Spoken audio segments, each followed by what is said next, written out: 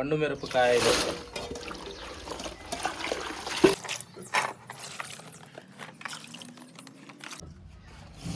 ఎర్రగడ్డలు,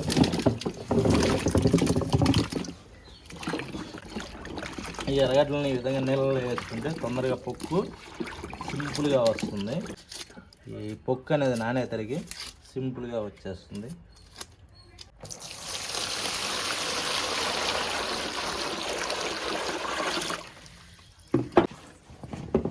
దొండకాయలు,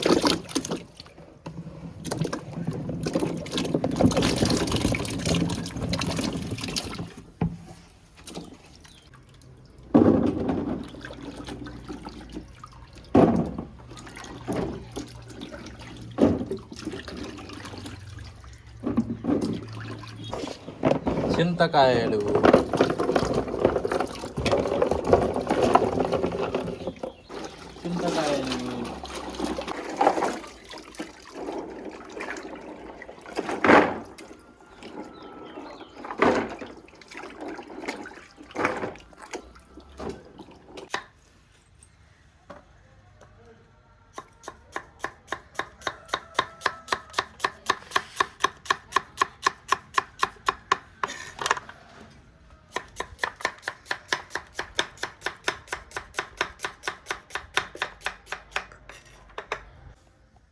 ఎర్రగడ్డలను ఈ విధంగా సన్నగా పొడవుగా కోసుకుంటే మంచిగా ఏగుతాయి.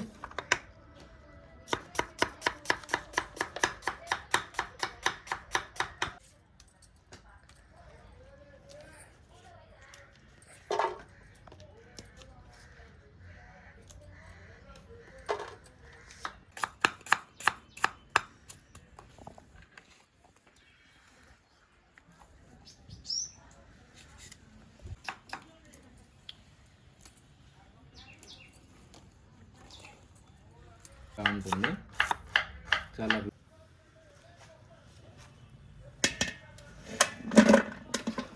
కట్ చేసుకున్న ఎర్రగడ్డలు,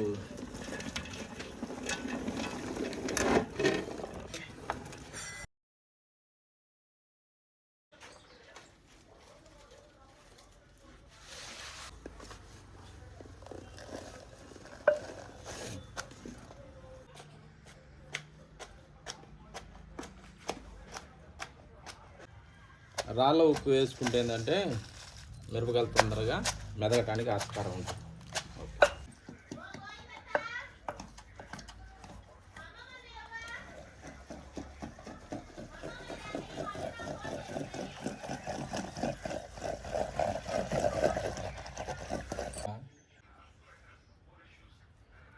అద్భుతంగా ఉంటుంది.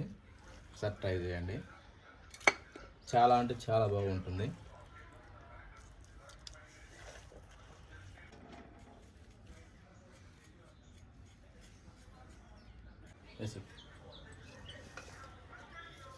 అల్లం వెల్లుల్లి రెండు కలిపి పేస్ట్ చేసుకుంటే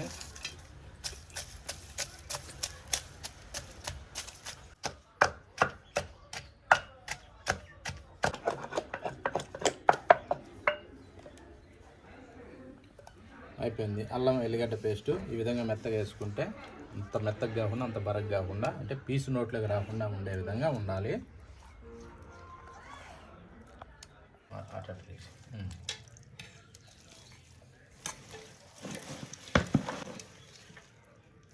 అల్లం పేస్టు ఫస్ట్ వేసింది పండు మిరపకాయల కారం.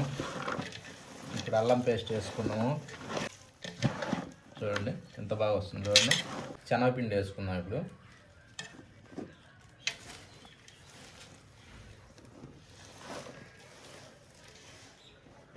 మూడు కప్పులు శనగపిండి వేసినాను.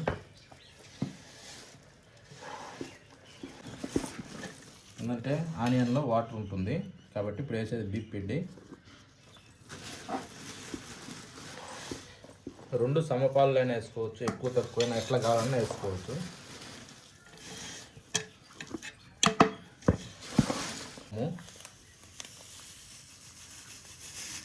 వాము మంచి టేస్ట్ని ఇస్తుంది, స్మెల్ సూపర్గా వస్తుంది. ఇప్పుడు జీలకర్ర అరుగుదలకి అన్నిటికి కూడా బాగా పనిచేస్తుంది. అందుకనే వాటిలోకి అవసరమైన నెమ్ము లేకుండా మంచిగా మిక్స్ చేసుకోవాలి. ఇప్పుడు కొద్దిగా సాల్ట్ వేసుకున్నాము తగినంత.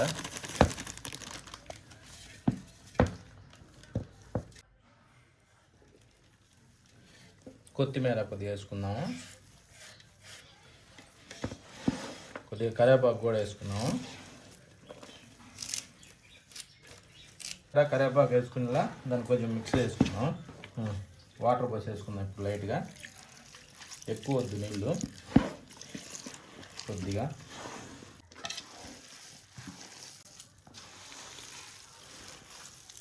ఈ విధంగా కలుపుకోవాలి పిండి.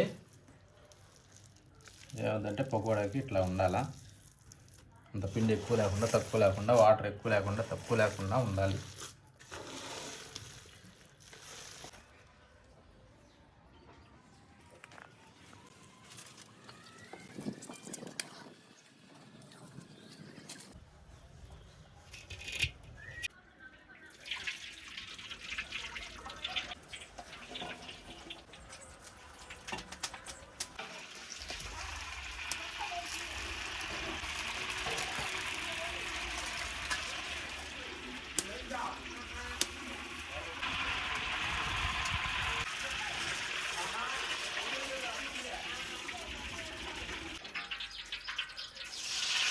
నీరు కాగింది, వేసుకున్నాం.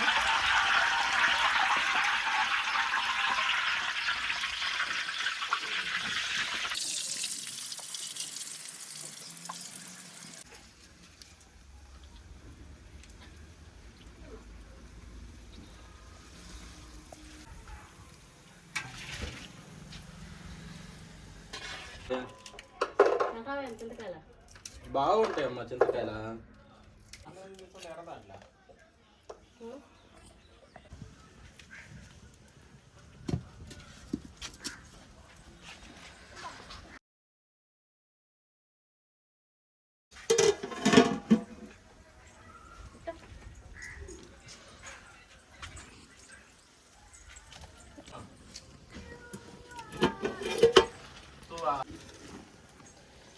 చింతకాయలు ఉడికిపోయినాయి చూడండి, పొక్కులతో కూడా వచ్చేసినాయి.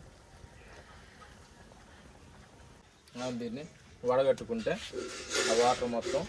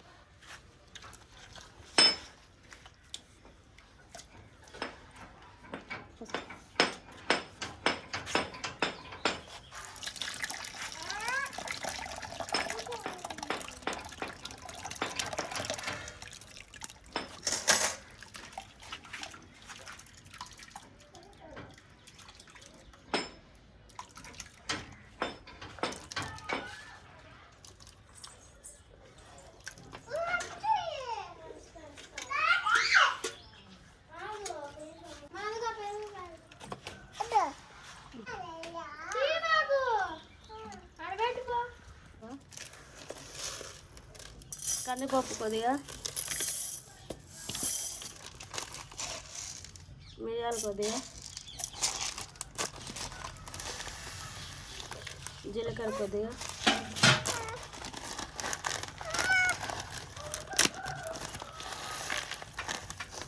ధనియాలు కొద్దిగా, ఎండుమిరపకాయలు కొద్దిగా, క్యాన్సిల్ తెల్లగడ్డలు వేసుకొని మిక్సీకి పట్టుకోవాలి. కొద్దిగా పసుపు,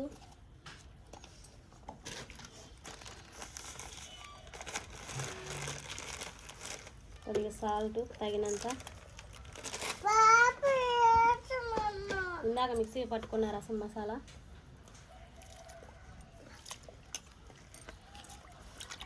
వేసుకొని కలబెట్టుకోవాలి.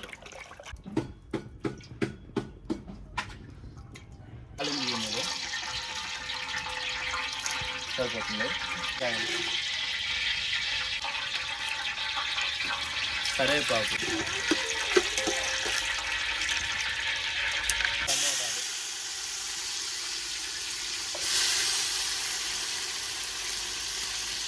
చింతపండు పులుసు,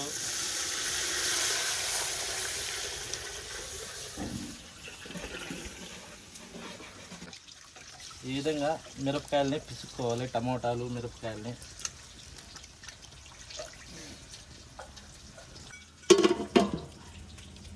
ఒక 10 నిమిషాలు ఉడకనియాలి.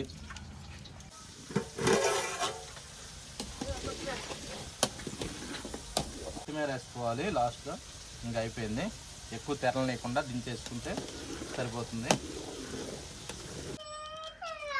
దొండకాయలని ఈ విధంగా కట్ చేసుకుంటే మన వంకాయలని గుత్తి వంకాయ టైప్లో చేస్తాం కదా, ఆ టైప్లో ఈ విధంగా 4గా 6గా ఆ విధంగా కట్ చేసుకో. లావు అయితే 6గా కూడా కట్ చేసుకోవచ్చు. ఈ టైప్లో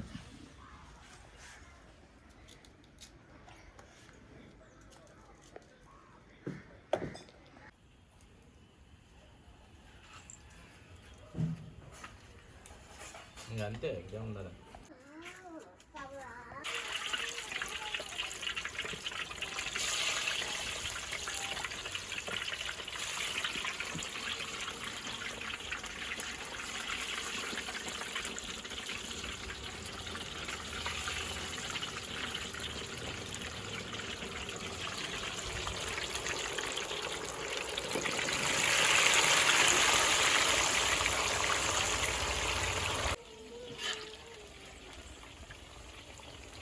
దొండకాయలు నూనెలో ఫ్రై చేయాలి.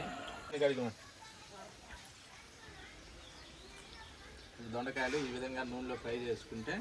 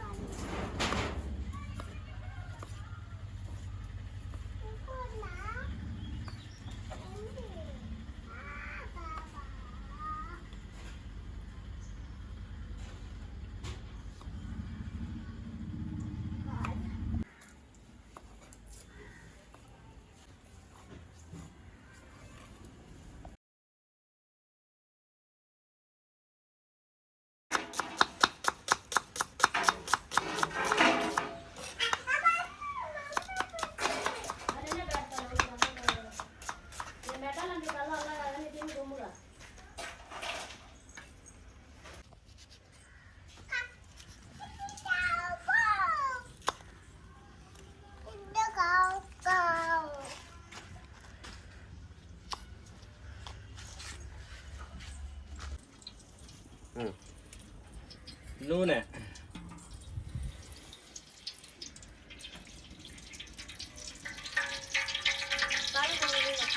అల్లం గింజలు,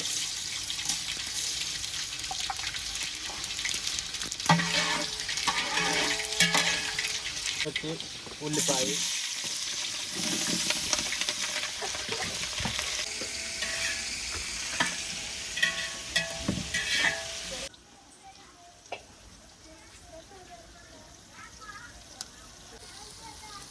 కరివేపాకు, అల్లం,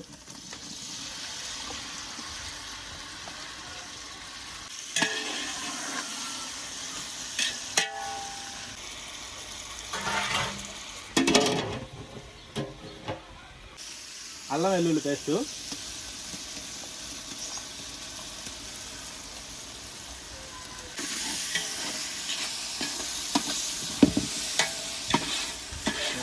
సాల్టు,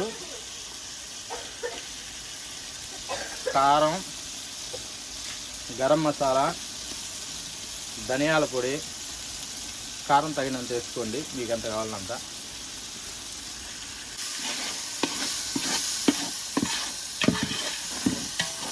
పెరిగేయాలి. చిన్న ప్యాకెట్లో ఒక 2 వేసుకున్నాము.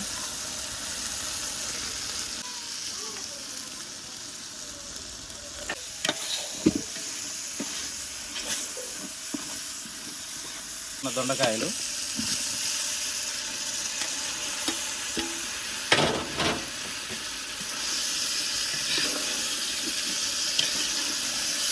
కొద్దిగా మగ్గనిచ్చి నీళ్ళు పోసుకున్నాం.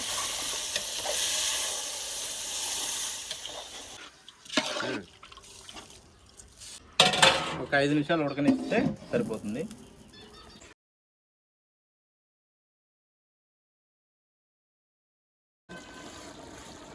కొత్తిమీర వేసేసి అయిపోయింది, ఇంకా దించేసుకుంటే సరిపోతుంది.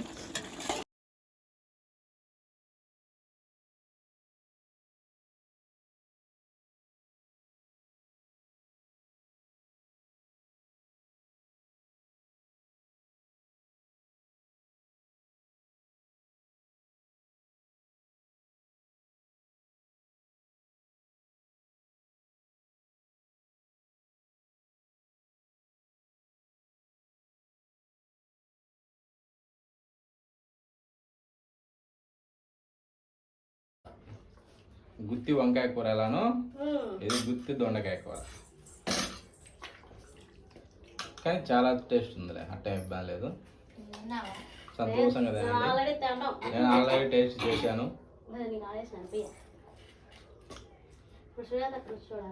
ఇప్పుడు మీరు తిన్నాక కూడా మళ్ళీ నేను తింటాను, ఇబ్బంది లేదు.